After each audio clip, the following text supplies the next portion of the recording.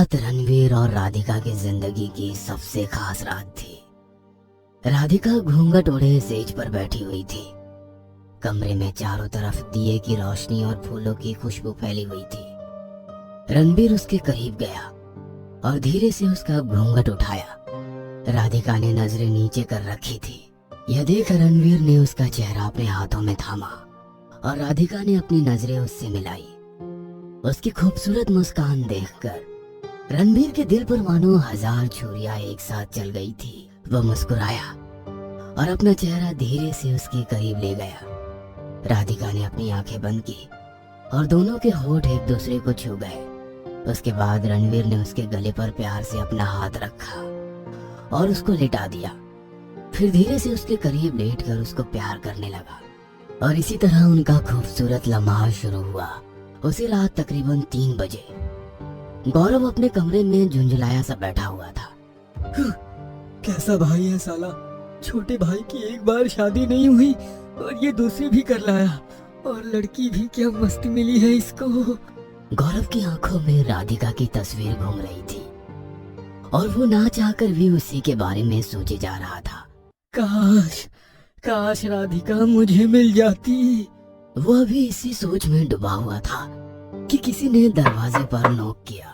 इस समय कौन मरने आ गया यार। कहते हुए उसने घड़ी की तरफ देखा और फिर उठकर दरवाजा खोला।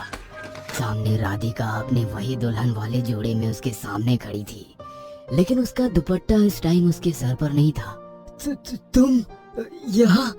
गौरव ने इतना ही कहा था कि राधिका ने उसके होठों पर अपना हाथ रख दिया और फिर अंदर आकर दरवाजा बंद कर दिया। आप यहाँ क्या कर रही हो? सुनकर राधिका मुस्कुराई और बोली, मैंने सब सुन लिया है कि तुम क्या कह रहे थे। काश राधिका मुझे मिल जाती। हाँ, सुनकर गौरव डर सा गया और बोला, वो तो मैं बस। इतना सुनते ही राधिका ने उसके सीने पर हाथ रखकर उसको बेड पर धक्का दे दिया।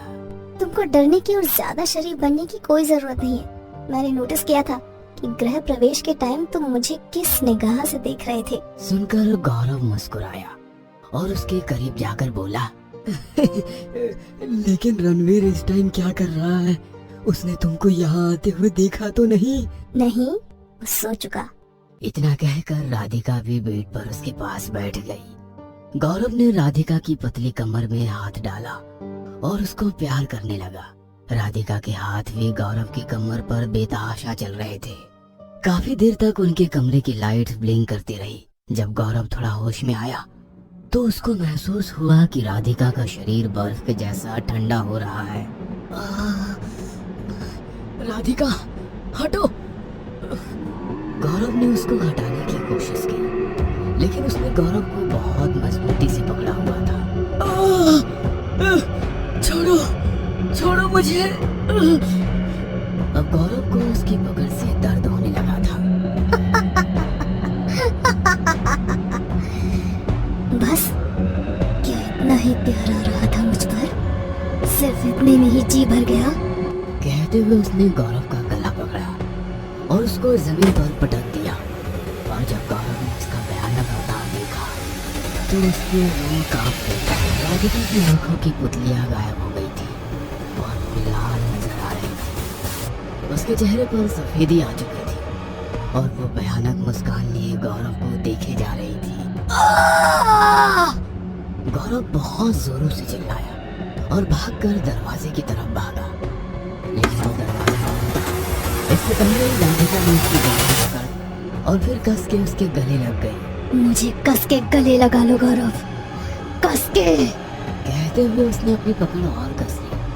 गौरव खुद को छुड़ाना चाहता था, लेकिन वो नाकाम रहा। उसको अपनी पसलियां चटकती हुई महसूस हो रही थी। थोड़ी देर तक चिल्लाने और चिल्लाने के बाद उसके मुंह से खून की धार बह निकली और उसने वहीं दम तोड़ दिया। उसके मरते ही राधिका ने उसको छोड़ दिया और उसका शरीर जमीन पर गिर पड़ा। सुबह जब रणवीर उठा तो उसने देखा कि गौरव घर पर कहीं नहीं है, लेकिन उसको इस बात से कोई परेशानी नहीं हुई, क्योंकि गौरव अक्सर अपने मूड के हिसाब से कई कई दिनों के लिए घर से बिना बताए गायब हो जाया करता था। दोपहर के टाइम किसी ने घर के दरवाजे पर नॉक किया। रणवीर ने जाकर दरवाजा खोला तो सामने गांव के सरपंच का बेटा प्रताप खड़ा हुआ था। अरे प्रताप भैया, आइए आइए, कहते हुए रणवीर ने उसको अंदर बुलाया और फिर दोनों हॉल में बैठकर बातें करने लगे। रणवीर उससे बात तो कर रहा था, लेकिन उसके चेहरे पर एक अजीब तरह की घबराहट सी नजर आ रही थी। राधिका सर पर साड़ी का पल्लू रखे हुए दोनों के लिए पानी लेकर आई। प्रताप उसको ऊपर से नीचे तक ललचाई नजरों से देखने लगा। जब राधिका ने उसको पानी दिया तो उसकी प्रताप से नजरें मिली तो वो भी हल्के से मुस्कुरा दी। ओहो, तो ये है नहीं दुल्हन? तुम्हारी तो लॉटरी लग गई रणवीर। दुल्हन तो बहुत खूबसूरत मिल गई। जी शुक्रिया प्रताप जी, रणवीर ने घबराहट भरी मुस्कान के साथ कहा। उसको लगा था कि राधिका पानी देने के बाद वापस चली जाएगी, लेकिन वो तो उनके साथ वहीं बैठ गई। उसके बैठते ही प्रताप ने उसकी और तारीफ करनी शुरू की और थोड़ा हंसी मजाक करने लगा। राधिका भी उसके साथ किसी नई नवेली दुल्हन के जैसा शर्मिला रिएक्ट नहीं कर रही थी, बल्कि अच्छे से बातें कर रही थी। यह देखकर पता नहीं क्यों रणवीर के चेहरे पर काफी परेशानी नजर आ रही थी। रणवीर, मैं आया तो यहाँ अपने पैसे मांगने के लिए था, लेकिन नई बहू को देखकर भूल गया।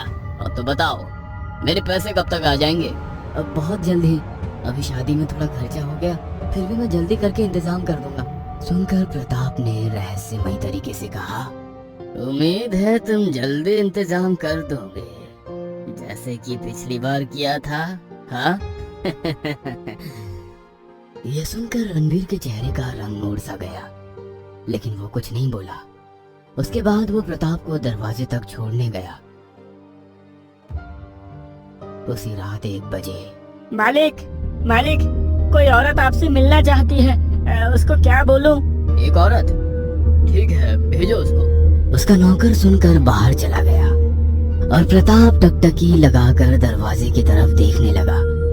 ये देखकर उसकी आंखों में चमक सी आ गई कि एक पतली कमर वाली जवान लड़की चेहरे पर साड़ी का पल्लू ओढ़े उसके पास आ रही है।